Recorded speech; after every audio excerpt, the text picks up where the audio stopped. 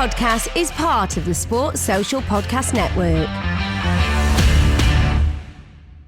Hello and welcome to 49 Unbeaten, the official ArsenalVavel podcast. I'm joined by Ben and Dan. Just us three this week. We don't have any special guests, hopefully again soon. And we're just going to talk about all things Arsenal really over the last week or so. So first of all, we beat Chelsea, which I don't think, although we predicted it, necessarily we saw coming. 1-0 victory.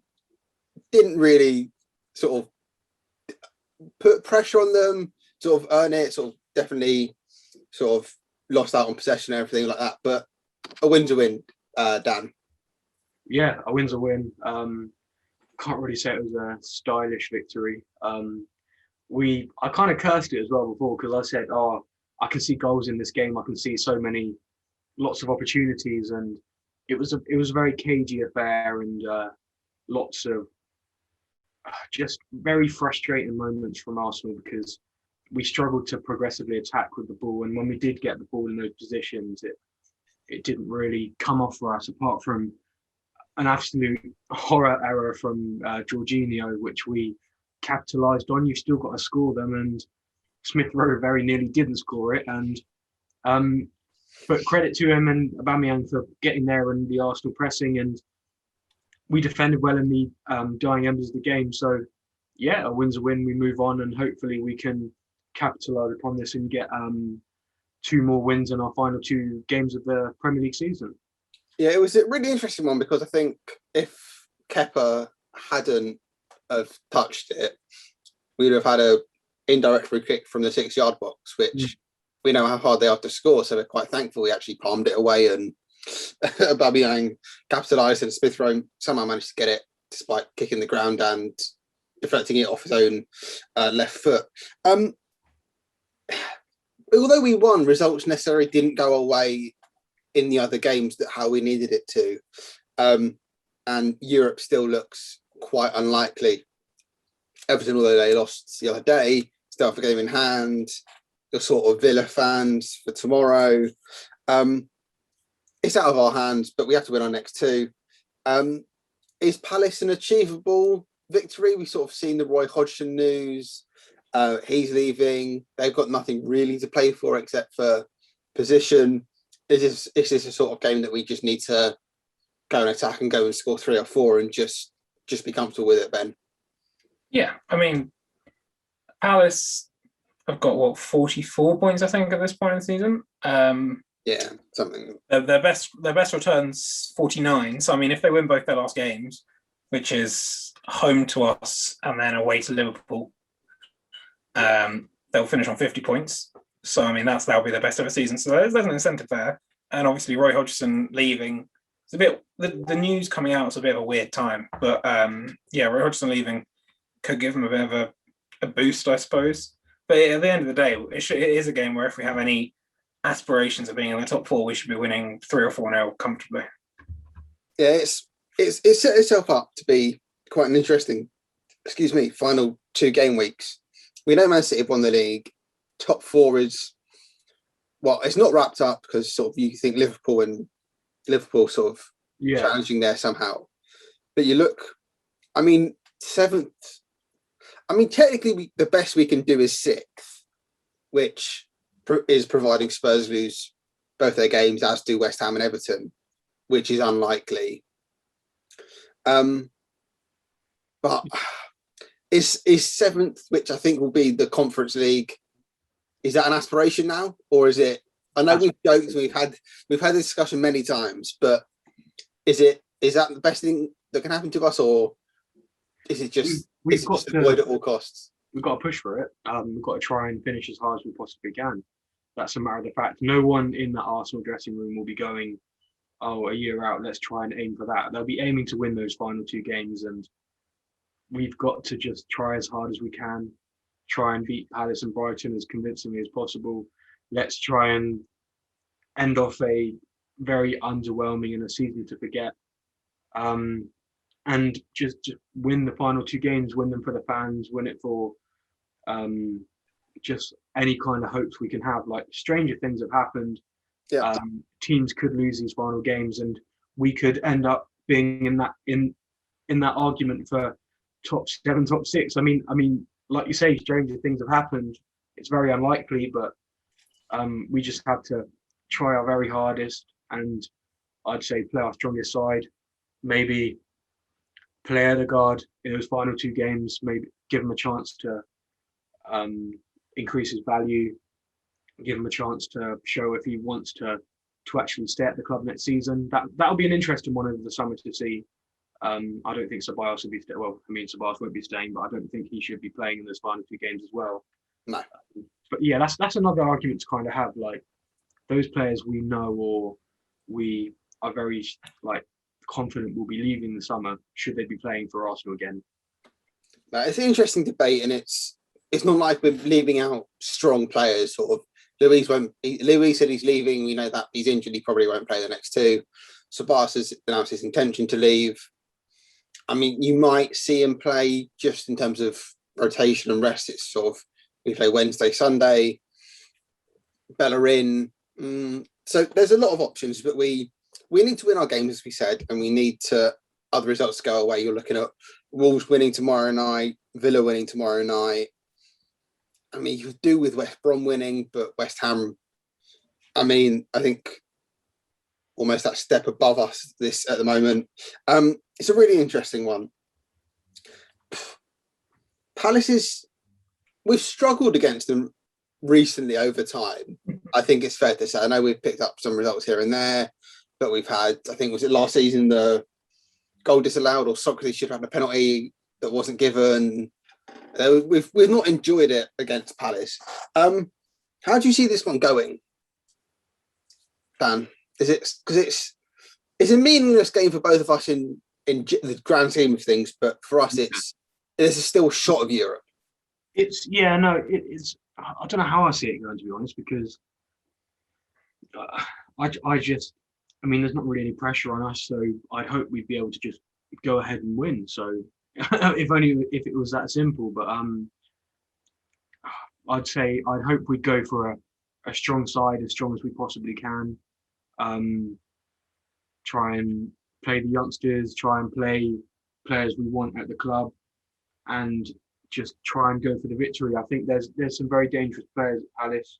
You look at the likes of Eze, Zaha, as we all know about. Those are probably the 2 names that stand out. But I mean, Arsenal, it's just a question of who do you play in those final 2 games, because last season we had an FA Cup final to look forward to, and that was very much in the forefront of everyone's minds as to the final games of the season. Kind of, let's just play, get momentum, go into these cup finals. But it's really like nothing games. It's like these games, apart from the slim chance of getting into Europe, don't mean anything for us, because like, it's not fitness, it's not with anything left to do, because once these, if anything, it's these players trying to get themselves in contention for their European squads, but there again, they should already be picked and kind of finalised. So it is really just, unfortunately, it's that time of the season, and hopefully next season we'll have many more things to look forward to, when we can hopefully invest over the summer, and then by the end of it be maybe potentially domestic finals in the shot for certain places and trophies, which is where we should be. Yeah, it just feels like a low, like just a bit of lull, sort of. Yeah. You want these 2 games over and done with, and then look forward. The only thing to look forward to is the final game of the season, when fans will be back, and I believe fans will be back in the Crystal Palace game. So that will be some form of excitement for the players, some sort of excitement for where we can, to try and push us on, try to drive us on. So yeah, that's all we can really say about the game. David Luiz, it's been announced that he'll be leaving the club. Currently injured, sort of makes sense.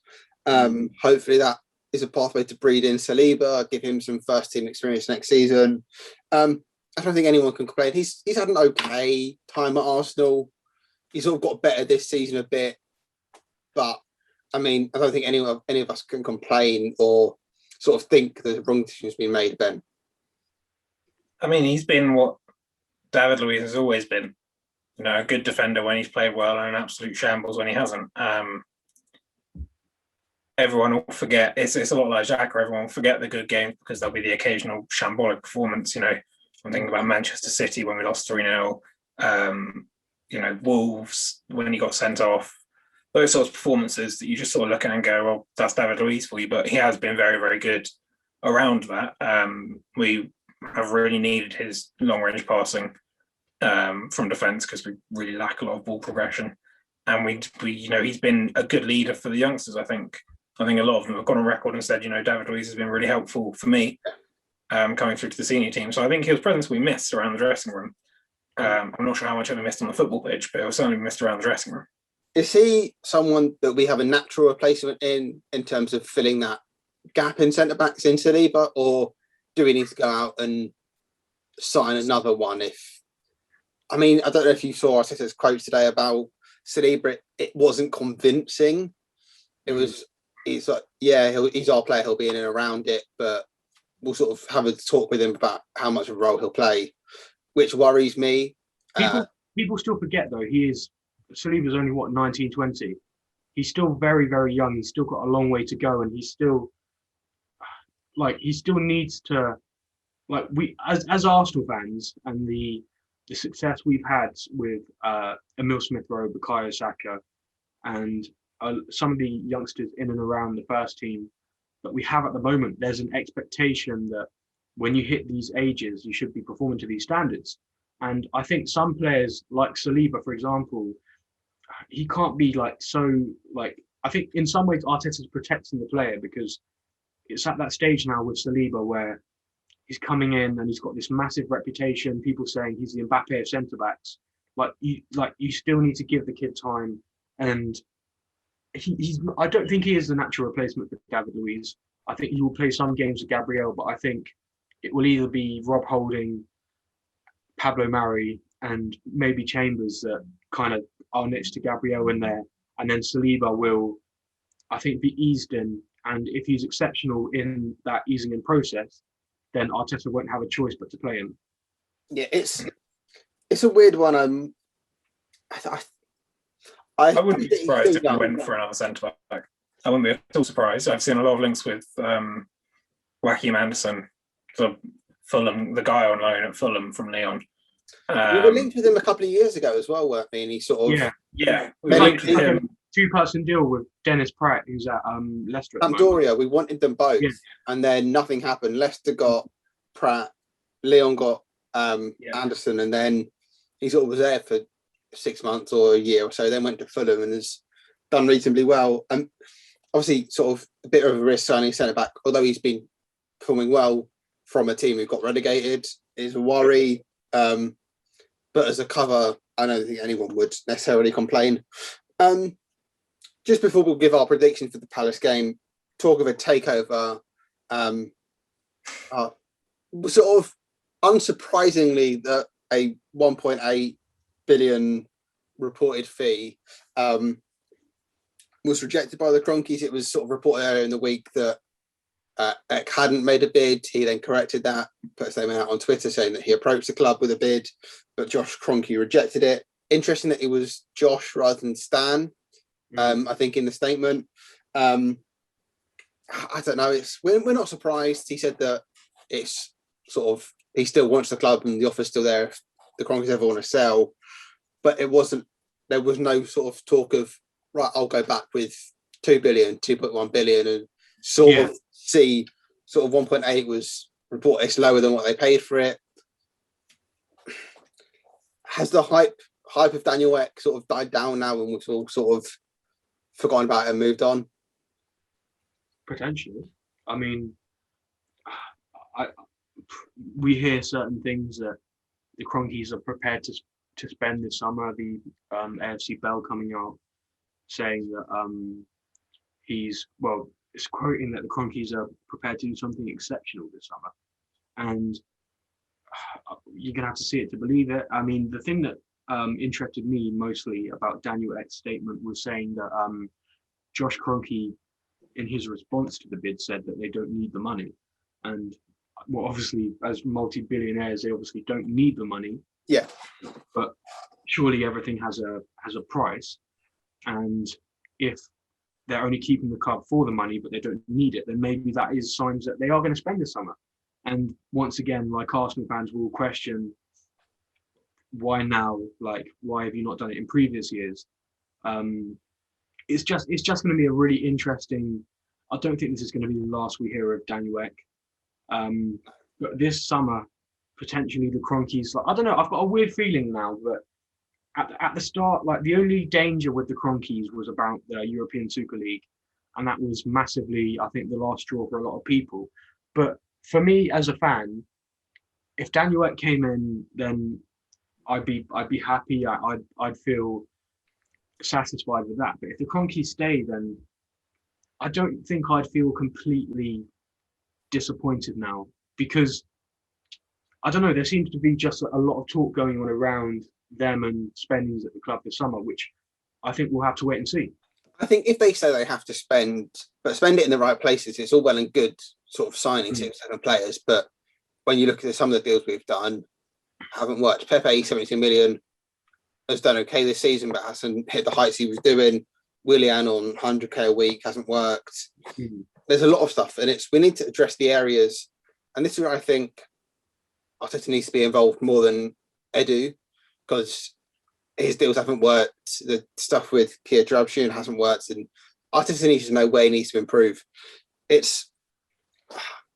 think we need to give them a summer, and if they don't produce big in the summer, then we need to amp up the pressure even more. Yeah. I think the issue I have with the Cronkies is it's not that they haven't spent, because they have spent a lot of money on this side. Yeah. It's easy to forget, the 35 million that Xhaka cost, the 35 million that Mustafi cost. Obviously, Pepe was 72 million and whatever. The issue that I have is the people that they put in place to try and make these things happen. So Urao Sanyelis, when we had Kia around, Hasfami, all these people that are either good enough to do the job they get rid of, or clearly not good enough to do the job and not experienced in the roles. Yeah. That's where I think they need to be held to account, because I think that it's all well and good spending the money, but as you say, they can point to how much money they spent. They can point to saying, "Oh, we spent this on Pepe, it didn't work," but then they haven't really looked at why it didn't work and what they're going to do to change that, which is something that actually needs to happen for us to make any progress as a club. Yeah, I mean, there's a lot of areas I think we need to improve. We can do a whole different video at the end of the season of sort of looking at where we need to improve, who we need to sell, and potentially transfer targets. Just before we leave, we will do score predictions for the Palace game as per usual.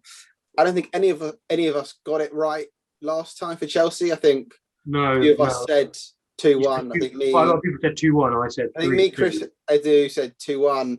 Yeah. We ended up winning, but not by that big of a margin. So Ben, I'll start with you first. What are your predictions for Crystal Palace versus Arsenal? 3-1 Arsenal. Yeah, I think maybe. I think I can see us conceding. I'd be happy with that. We haven't won away at Selhurst Park for a while, have we? I mean, since the last time was when Granit Xhaka scored that. Wait, was it when Granit Xhaka scored that free kick, or did we even win that game? No, we drew that game. That was the game we drew 2-2, wasn't it? Yeah, we were 2-0 up and we drew 2-2, and that sort of ended the winning run of Emery of however many games. Oh yeah, I remember that. But sorry, just on predictions, I'm gonna say 2-1 Arsenal. Yeah, keep it boring. I think we'll win just for the sake of being different. I'll say 2-0, and then we have 3 different predictions. But I think the form Eze's in, I can definitely see him causing us trouble. You never know, as Zaha sort of tends to like playing against us. So sort of Gary Cahill or something's going to score. I don't know. That is it for the time being. We will be back. We'll have a game Sunday, so Friday maybe we'll try and be back. Review Palace, talk about Brighton, and then we'll be back after Brighton for end of the season roundup, some team awards, player awards, season review, cry that we haven't finished the Europa League. We'll see. You never know, we could win these next 2, but we will be back soon. Thank you for watching. Make sure to like, subscribe, comment, share, everything we normally ask of you, and we will see you next time. Goodbye.